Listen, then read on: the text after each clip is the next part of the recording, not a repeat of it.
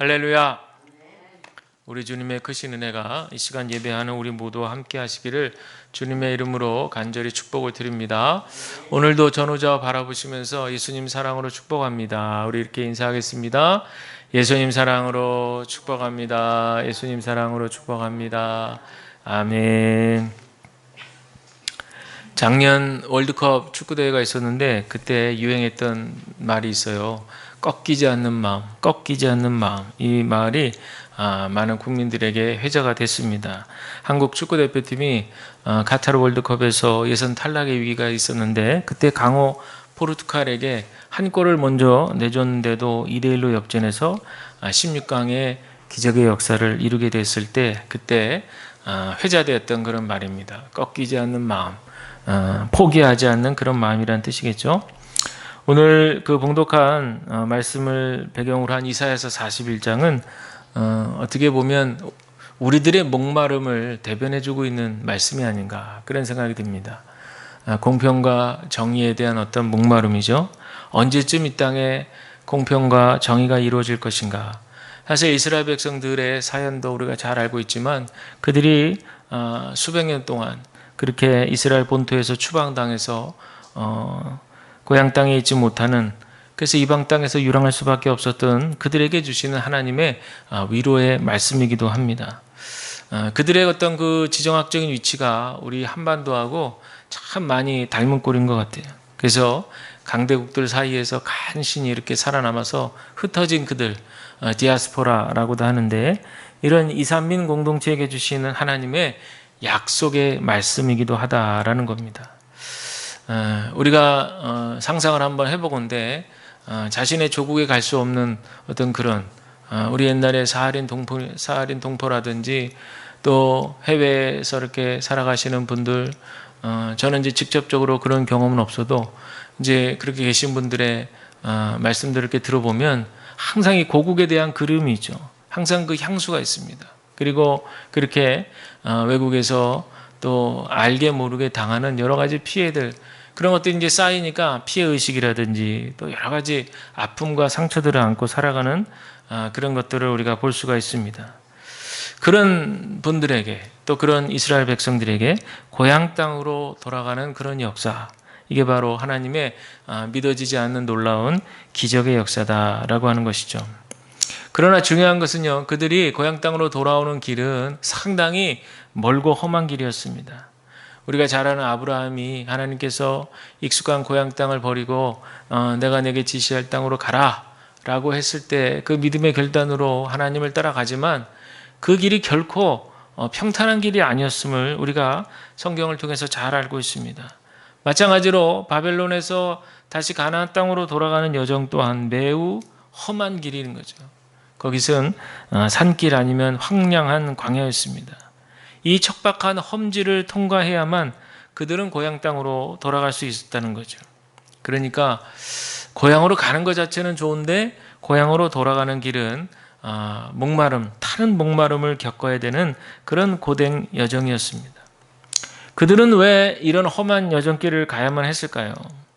여러분, 우리가 기억해 봐야 될 것은요, 믿음의 여정이라고 하는 것은 두려운 길일 수도 있고 좁은 길을, 또 고난의 길을 헤쳐나가는 그런 길이 바로 우리 믿음의 여정길이라고 할 수 있습니다.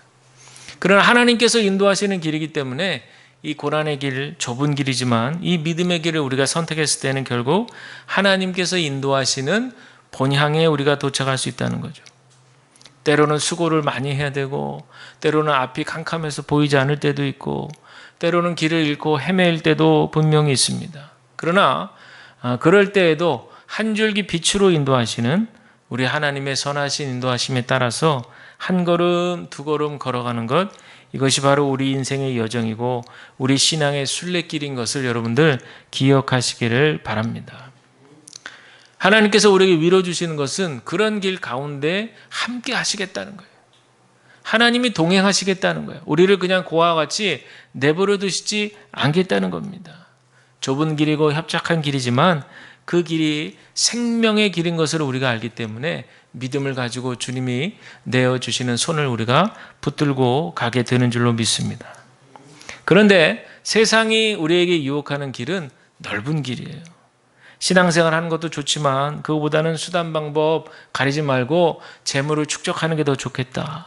그리고 마음껏 주변 사람들을 짓밟으면서 너가 원하는 대로, 네가 얻고 싶은 대로, 네가 하고 싶은 대로 그렇게 살아도 좋다라고 자꾸만 세상은 유혹하고 요청하고 있습니다.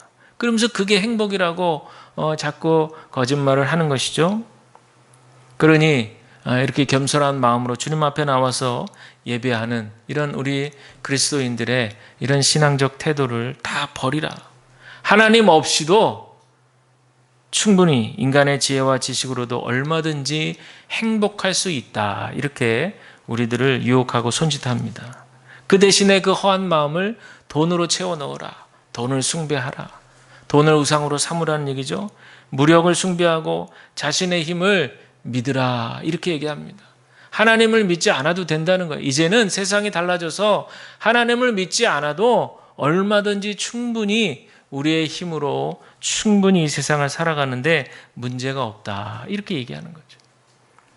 그래서 이 성경 말씀은요, 그들에게는 그저 오래된 박물관에 모셔두는 오래된 고서에 불과하다. 이렇게 치부해 버리는 겁니다. 그러나 오늘 말씀은 저에게 또 우리에게 분명 넓은 길의 유혹을 넉넉하게 이기고도 남을 말씀으로 그렇게 믿습니다. 두려워 말라. 내가 너와 함께함이라. 놀라지 말라. 나는 네 하나님이 됨이라. 내가 너를 굳세게 하리라. 참으로 너를 도와주리라. 참으로 나의 의로운 오른손으로 너를 붙들리라. 아멘. 여러분, 이 말씀이 하나님의 음성으로 들려지시기를 주님의 이름으로 간절히 축복을 드립니다. 이스라엘 백성들을 괴롭혔던 그 강대국들을 다 멸망시켜 주시겠다는 말씀입니다. 여러분, 우리 인생에도 궁극적으로 승리를 가져다 주시는 우리 여호와 하나님을 신뢰하시기를 주의 이름으로 간절히 부탁을 드립니다. 피터 피파 그레인지라고 하는 스포츠 심리학 박사님이 계시는데 그분이 쓰신 책 중에 나를 단단하게 만드는 심리학이라는 책이 최근에 출간이 됐습니다. 이 책의 부제는 뭐냐면 두려움으로부터 벗어나는 방법이에요. 이 책의 저자가 하는 일은 많은 스포츠 스타들, 스포츠 운동 선수들과 함께 교류하면서 그들의 그 아주 치열한 경쟁 세계 속에서 자신을 지켜나가는 그런 일들을 도와주는 역할을 하는 그런 전문가예요. 그래서 가령 예를 들면 지난 2018년 월드컵에서 우수한 성적을 냈던 잉글랜드 축구대표 선수들의 그 심리를 옆에서 가까이서 그렇게 분석하면서 그들이 승부에 따라서 일희일비하는 그런 모습 속에서 그 어떤 심리적인 안정감 또 회복력을 그렇게 키워주는 그런 아주 중요한 역할을 했던 분으로 주목을 받았던 분이에요. 그런데 많은 운동선수들을 이렇게 조사해 보니까 이 사람들이 생각지 못했던 두려움과 공포감 속에 빠져 있다는 걸 발견하는 거예요. 우리가 봤을 때는 정말 금메달 좋지만 은메달을 따도 동메달을 따도 그 최선을 다하는 그 스타들의 그 모습에 다들 박수를 치고 격려를 하잖아요. 그런데 정작 선수들은 절대 그러하지 않다는 거죠. 오직 1등은 한 명인데 그 1등의 자리를 차지하기 위해서 정말 치열하게, 그리고 기록 경기 같은 경우에는 아주 그냥 0.01초 그렇죠? 차이로 육상이나 수영 이런 것들 보면 그냥 아주 그냥 첨예하게 그렇게 간발의 차이로 승부가 갈리기 때문에 거기서 뒤처진 그런 선수들의 심리, 그런 것들을 이렇게 살펴보면 정말 상상할 수 없을 정도의 그런 공포감과 두려움을 갖고 산다라고 하는 그런 얘기예요. 그래서 이 책에서 소개하는 분들을 이렇게 보니까 일반인들에게도 그런 현상이 있는데, 가령 자신보다 뛰어난 후배를 질투하는 한 직장인의 모습이라든지, 또 인종차별, 다인종 사회에서 인종차별을 당하는 그런 선수들, 또 어떤 경우에는 자신의 딸을 훌륭한 수영 선수로 만들기 위해서 아주 부담과 압박을 주는 그런 부모의 모습 등 다양한 이유로 우리 일반인들도 이런 두려움과 공포에 사로잡혀 살아간다라고 하는 얘기예요. 저는 이제 오늘 말씀과 연관해서 생각을 해보는 거예요. 우리가 다 그렇게 산다. 그냥 일반적이다 이렇게 치부할 것이 아니라 왜 이들은 이런 두려움과 공포 속에서 살아야 하는가? 그들의 가치는 무엇인가? 이런 것들을 우리가 생각을 해보는 거죠. 여기에 하늘나라 가치관과 세상의 가치관이 부딪히기 때문에 그렇습니다. 기독교의 가치관은 십자가와 부활이기 때문에 나의 옛자는 다 죽고 우리 주님께서 다시 살게 하신 그 새로운 새 자아의 역사로 우리가 살아가는 거죠.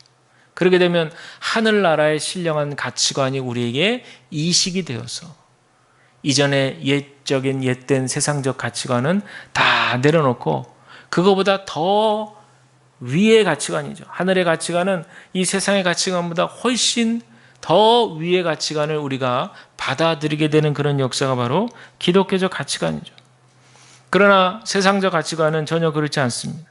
나의 욕망을 채우기 위해서 끊임없이 두려움이라고 하는 요소, 공포감이라는 요소를 끌어안은 채로 계속해서 추구하고 또 수단과 방법을 가리지 않고 그 목표를 이루기 위해서 죄악까지도 서슴지 않고 그렇게 지으면서 살아가는 사람들이 바로 이 세상 사람들이죠.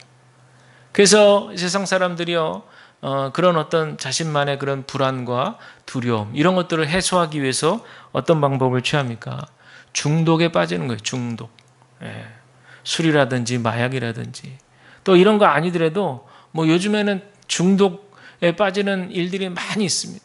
뭔가 한 가지 일에 지나치게 이상 평균 이상 과도하게 그렇게 그 일에 빠지는 거죠. 요즘 뭐 인터넷뿐만 아니라 요즘 또 유튜브도 중독될 수 있어요. 그리고 요즘에는 영화나 드라마 이런 것들을 뭐 얼마든지 그냥 시간만 그냥 계속 그래서 뭐 바쁜 분들 드라마 뭐 정주행한다. 그럼 뭐 시리즈로 그냥 몇 편을 그냥 몇 시간이 걸리고 몇 날 며칠이 걸려도 그냥 그 핸드폰 안에 세계에 빠지는 거죠. 여러분 정도의 차이는 있어도 경중의 차이는 있어도요.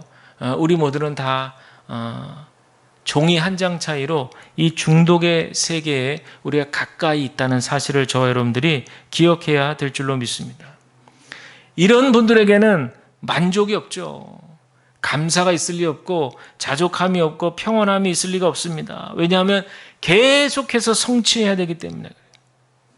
가령 학생들이 시험을 봤는데 최선을 다했어요. 근데 지난번보다 점수가 조금 올랐어요. 그런데 부모가 볼 때는 그렇게 만족스럽지는 않아. 그런데 이 안에 나름대로 최선을 다해서 어쨌든 지난 시험보다는 결과가 조금 올랐고 이 학생은 상당히 만족감을 가지고 있는데 거기서 부모가 하는 얘기가 다음에 더 열심히 해! 이런다는 거죠. 아무리 열심히 최선을 다해서 잘해도 부모가 한마디 인정해주거나 만족해주지 않는다는 거예요. 그래 참 잘했구나. 지난번보다 벌써 이렇게 네 성적이 올랐어. 네가 과정 가운데 최선을 다했다는 것을 나는 알 수 있단다. 이러면서 뭔가 이렇게 인정을 해주는 말을 해줘야 되는데 많은 경우에 그 한마디의 인정, 자녀는 부모에게서 그 한마디의 인정의 말을 듣고 싶은데 그 말을 듣지 못한다는. 그것도 한번 잘 생각해 보면 세상적 가치관이 젖어 있기, 이렇게 나도 모르게 들어와 있기 때문에 그런 거예요.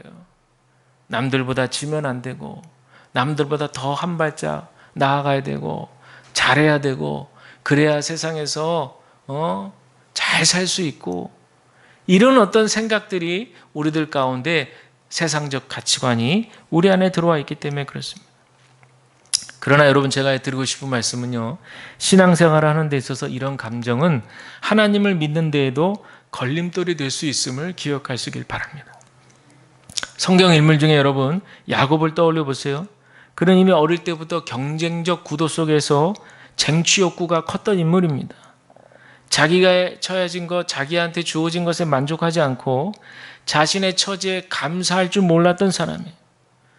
그 당시 고대 사회에서 장자권이라고 하는 것은 상당히 중요한 것인데 이것을 형 에서로부터 속이고 빼앗아오는 일을 저지릅니다. 결국에 다혈기질인 형이 뒤늦게서 그 일을 알아차리고 동생을 잘못하면 죽일 뻔한 그런 엄청난 위험에 처하자 멀리 외삼촌 라반 집으로 도망을 가게 되는 거죠.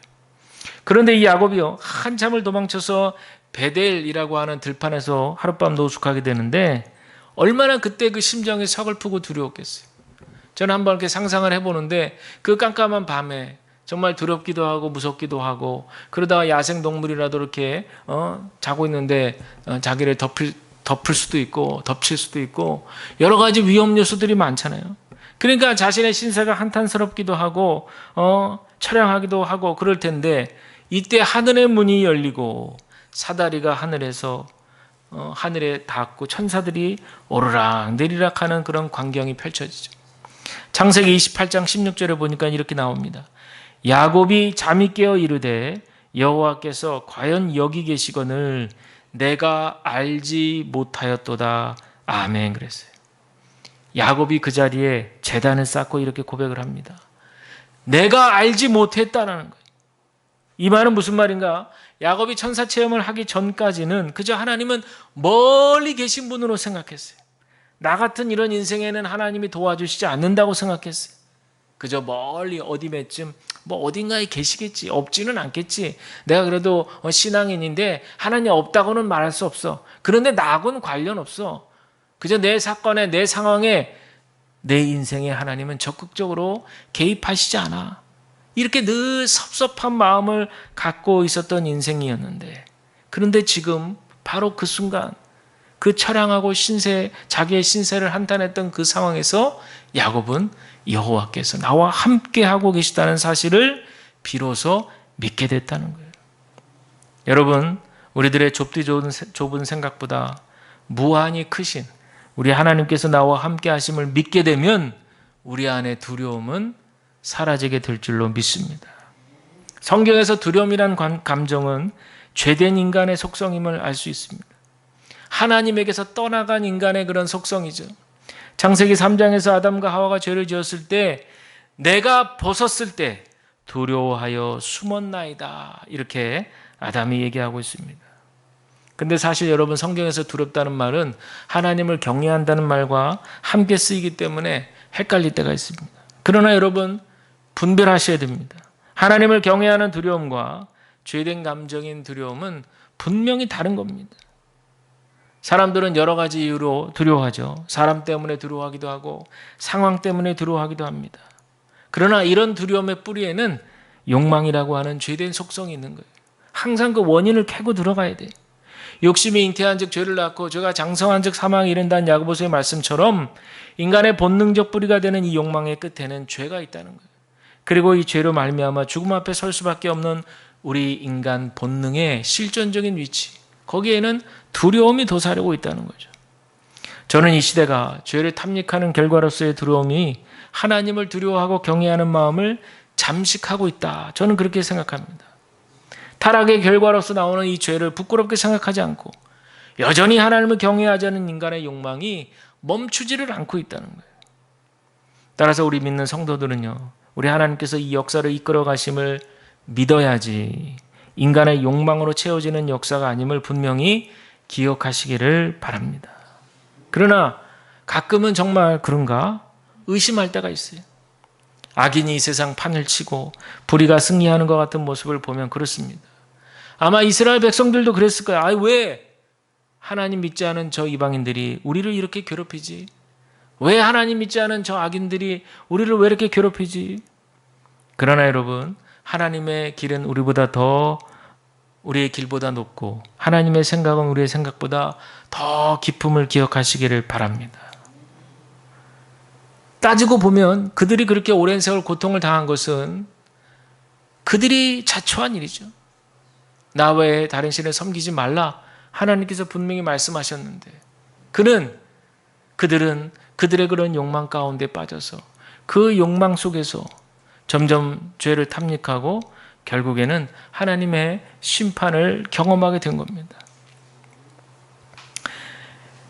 피아노 경연 대회가 여러 대회들이 있는데 그중에서 세계에서 최고로 치는 대회가 바로 쇼팽 콩쿠르랍니다. 쇼팽 콩쿠르. 그 대회가 세계에서 가장 아주 세계 최고로 치는데 이 대회가 5년마다 열리기 때문에 평생에 한두 번 출전하는 게 고작이래요.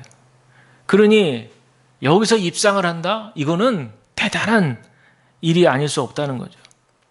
2005년도에 폴란드 바르샤바에서 열린 쇼팽 콩쿠르가 있었는데 거기서 한국의 젊은 피아니스트가 무려 3명이나 본선에 올랐다는 거예요. 거기에 2명 형제인데요. 임동민, 임동혁 이 형제가 공동 3위를 했어요. 근데 2위는 없어. 1위가 있고 2위는 없고 이 두 형제가 공동 3위를 했습니다. 그런데 이 동생인 임동혁 군이 화가 났어요. 아니 내가 왜 형과 공동 3위야? 나는 당당히 1위야. 이렇게 생각을 하면서 불만을 표현한 거죠. 근데 1등은 누가 했냐? 폴란드 청년인데요. 라파우 블레하츠라고 하는 청년에게 돌아갔대요. 그래서 일부 네티즌들은 이야기하기를 야 이거 심사위원들이 개최국가의 출전자를 이렇게 편애했구나. 그래서 이렇게 1등이 된 거 아니야? 하면서 네티즌들이 막 했다고 그래요. 그래서 임동혁 군이 1등을 빼앗겼다. 이렇게 얘기합니다. 그런데 이 콩쿠르의 심사위원으로 참여했던 우리나라 교수님이 계셨어요. 서울대 강충모라고 하는 교수님의 견해는 달랐다는 거예요. 이분의 하는 얘기가 이 1등한 라파우라는 청년은 다른 출전자보다 기량이 훨씬 월등했다는 거예요. 나머지 11명은 콩쿠르에 나온 그 선수들답게 서로 그냥 치열하게 내가 더 잘해보려고 승부를 가리는 듯 했지만 이 라파우라고 하는 청년은 그렇지 않았다는 거예요. 자유롭게 정말 그냥 자신의 그런 피아노 연주 실력을 사람들에게 가감없이 보여주는 그냥 연주회를 하고 간 것 같은 그런 인상을 받았다는 거예요. 그래서 또 다른 심사위원 중에 한 사람은 이렇게 표현했대요. 11명의 피아니스트와 1명의 아티스트가 있었다. 이렇게 표현을 했다는 거죠. 그리고는 이 라파우가 이제 1등을 해서 심사위원들로부터 축하를 받는 자리에서 상당히 얼굴이 수줍어하는 그런 표정을 지었다고 그래요.